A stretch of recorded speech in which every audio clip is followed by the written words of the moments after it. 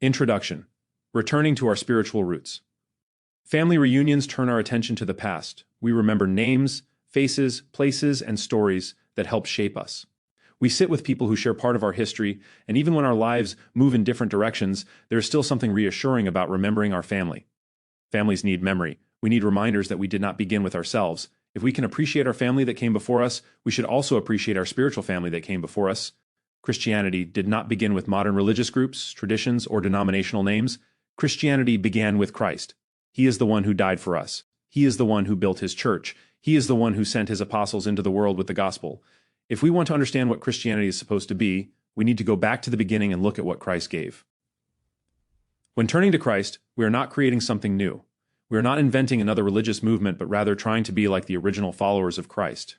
The disciples were called Christians. And Peter later said that if anyone suffers as a Christian, he is not to be ashamed, but is to glorify God in that name. The name Christian is enough because Christ is enough. Jesus prayed that those who believe in him would be one. Paul wrote that there is one body, one spirit, one Lord, one faith, and one baptism. Those verses do not point to religious confusion. They do not point to hundreds of divided groups wearing different names and teaching different doctrines. They point us back to unity under Christ, unity built on his word, and unity that belongs to those who are led by the Scripture. The restoration plea is an invitation home. It is a plea to lay aside what men have added and return to what Christ revealed. It asks us to stand on the ancient paths where the good way is and walk in it. The question is not whether we love our family, we already know we do. The question is whether we are willing to let Christ lead us back to the Christianity he gave in the beginning. Point 1. Christ built one church. Jesus said, "I will build my church." That sentence tells us who the church belongs to. Jesus did not say, "I will build one option among many."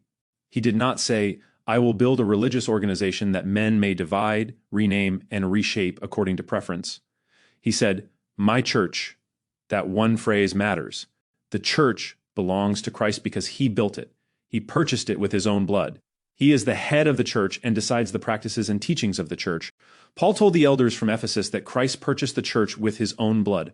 The church had a value that no human tradition can match. Men can start religious movements. Men can organize committees and write creeds, but no man has the right to override Christ's teaching for the church. The price Jesus paid for the church teaches us reverence for his will and teaching. The restoration plea shines when we understand that Christ built his church. We are not trying to build a new church. We are not trying to compete with other religious groups. We are asking a simple question. What did Christ build? If he built his church, then let's not modernize it. Let's return to what he gave and honor him by following his word. That kind of return is not just looking backward. It is not nostalgia for the sake of nostalgia. It is reverence for God's way. Jeremiah told God's people to ask for the ancient paths, where the good way is, and walk in it. The old path is not good simply because it is old. It is good because it is God's way. The question is not what kind of church we would build if the choice belonged to us.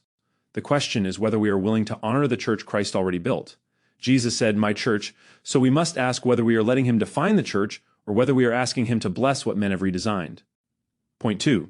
The first Christians continued in the apostles' teaching. When the gospel was preached on the day of Pentecost, the people who believed did not leave and form separate religious groups around personal preference. They heard the message of Christ, were pierced to the heart, and asked what they needed to do. Peter did not tell them to follow whatever seemed meaningful. He told them to repent and be baptized in the name of Jesus Christ for the forgiveness of their sins. That was not the beginning of denominational Christianity. That was the gospel of Christ. Luke tells us that about 3,000 souls received the word and were baptized that day. Then he tells us what they did next. They continued in the apostles' teaching, fellowship, breaking of bread, and prayers. That picture matters. The first Christians were not united by entertainment, family custom, or personal taste. They were united by the teaching Christ gave through his apostles. Their unity had a foundation, and that foundation was eternal truth. That is why Acts 2 is so important. It lets us see Christianity at its very beginning before centuries of human additions cluttered the picture. We see people hearing the gospel, obeying the gospel, being added together, worshiping together, and continuing in the apostles' teaching. That is not complicated. Men make religion complicated when they change the original, and then spend generations defending the changes. The New Testament picture is simple, and that simplicity is part of its beauty. This does not mean the first Christians had no problems. They were real people, and real people bring real struggles. But the pattern was clear. They were not free to invent their own doctrine. They were not free to reshape, worship around their own preference. They continued in what the apostles taught because Christ guided the apostles. To reject their teaching was not merely to reject men, it was to reject the authority Christ placed behind their words. The restoration plea asks us to take the original seriously. If the first Christians continued in the apostles' teaching, then we must ask whether we are willing to do the same. Are we trying to continue in what the apostles taught, or are we trying to preserve what men added later? The question is not whether a practice feels familiar or meaningful. The question is whether it was part of the Christianity Christ gave us in the beginning. Point 3. Unity comes from returning to the same standard. Religious division is easy to find. Most communities have churches scattered across town wearing different names, teaching different doctrines, and practicing different forms of worship. Many people grow up assuming that is just the way Christianity works. They see division as normal because it has been around them all their lives. But normal is not the same as biblical. Something can become familiar and still be far from what Christ gave us in the beginning. Jesus prayed for those who would believe in him through the apostles' word, and he prayed that they would all be one. That prayer should make us rethink all the division. Jesus did not pray for a divided religious world where every group teaches its own doctrine. He prayed for unity. Division should never feel harmless. It may be common, but common does not make it right. Paul made the same appeal when he wrote to the Corinthians. He urged them to agree, to have no divisions among them, and to be complete in the same mind and in the same judgment. That is not the language of religious confusion. That is not the language of choose the group that fits your taste best. Paul was calling Christians back to a shared standard. Unity does not come from everyone holding on to his own preference. Unity comes when all of us are willing to bow before God's word. This is where the restoration shines. We are not asking people to follow our tradition instead of theirs. We are not asking people to trade one human label for another. We are asking a better question. What if we laid down every doctrine, practice, and name that cannot be found in the New Testament? What if we returned together to the teaching Christ gave and allowed Scripture to govern us? That kind of unity is not shallow. It is not built by pretending differences do not matter. It is not built by saying truth is too hard to know, so we should simply agree to disagree. Unity without truth is only a temporary peace. It may feel kind in the moment, but it has people building on different foundations. Christ prayed for unity, but not unity built on silence.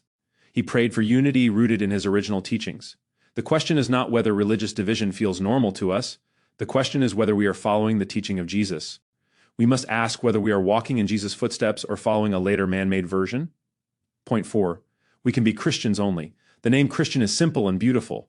It does not point to a human founder. It does not point to a later movement, a family tradition, or denominational history. It points to Christ. That is why the name matters.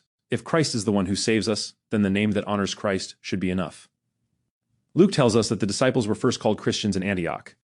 That statement is important. Those disciples were not trying to promote a human system. They belonged to Christ. Their identity was tied to Christ. Peter later said that if anyone suffers as a Christian, he is not to be ashamed, but is to glorify God in that name. God is glorified when his people wear the name that points to his Son. This is where the restoration shines. We are not asking people to become something strange or new. We are asking followers to be what followers were called in the beginning. We want to be Christians without adding other religious labels. We want to belong to Christ without wearing names that keep division alive. This idea is not meant to attack anyone, but rather it is meant to the simple pattern of the New Testament. Many people inherit religious practices the same way they inherit family names. They did not choose the practices, they simply grew up with them. That is understandable, and we can understand the emotional connection people feel with their past. But when we stand before God, the question will not be whether a religious practice felt comfortable. The question will be whether we walked in the teachings of Christ and honored his word. Paul asked a tough question when the Corinthians began dividing themselves around human names. He asked, "Has Christ been divided?" That question still matters. Christ is not divided, and his people should not be happy with names that deepen division. If we can wear the name Christian and glorify God in that name, why should we want anything else? The question is not whether human labels are familiar. The question is whether those labels help us honor Christ or whether they keep division alive. We are not trying to be something new. That is the last thing we want. We are trying to follow the original teaching of Jesus. We simply want to belong to Christ, guided by his word, and simply wear his name. Point 5. We must do all in the name of the Lord. Paul wrote, "Whatever you do in word or deed, do all in the name of the Lord Jesus." That verse gives us a simple goal. It does not mean to do whatever feels right to you. It does not say to do whatever seems useful or whatever people enjoy. It says to do all in the name of the Lord.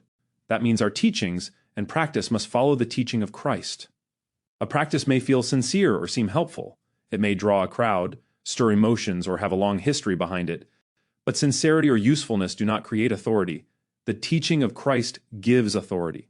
So, the question is not whether a practice feels religious. The question is whether Christ taught it. If Christ has spoken, we follow what he said. If the apostles taught it by his authority, we continue in that teaching. If Scripture gives the pattern, we respect the pattern.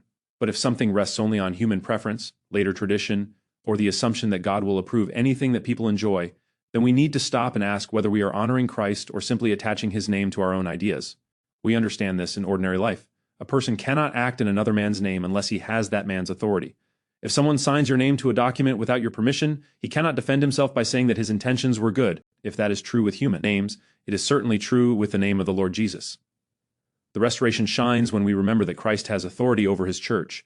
We are not claiming to be smarter than others or better than others. We are simply trying to let Christ govern what belongs to Christ. Jesus said that all authority had been given to him in heaven and on earth. If he has all authority, then our task is not to improve his word, soften his commands, or revise his church. Our task is to hear him and follow. The question is not whether something can be made to sound religious. Many things can. The question is whether it carries the authority of Christ.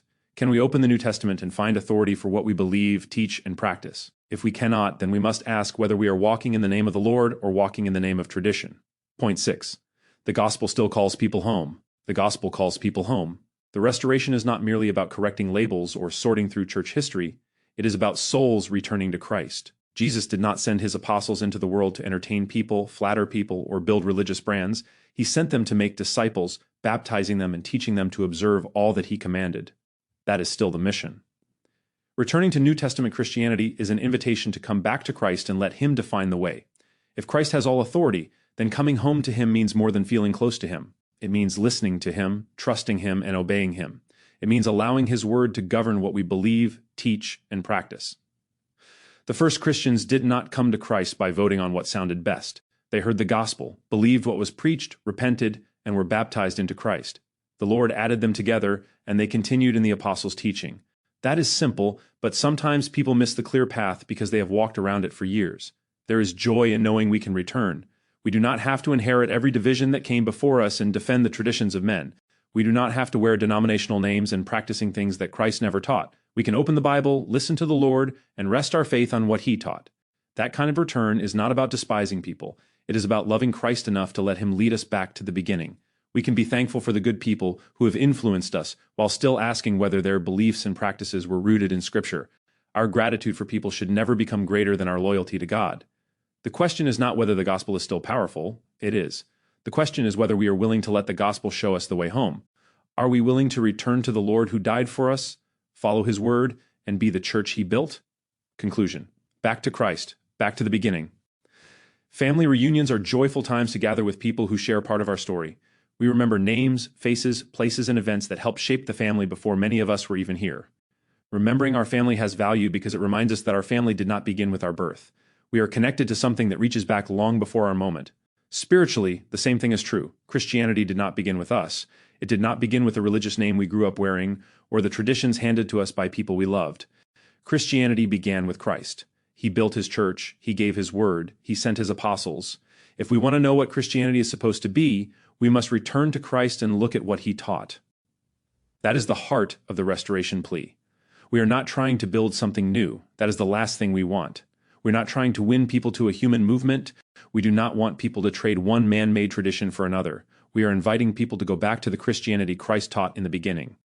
We can be Christians only and follow the Bible only.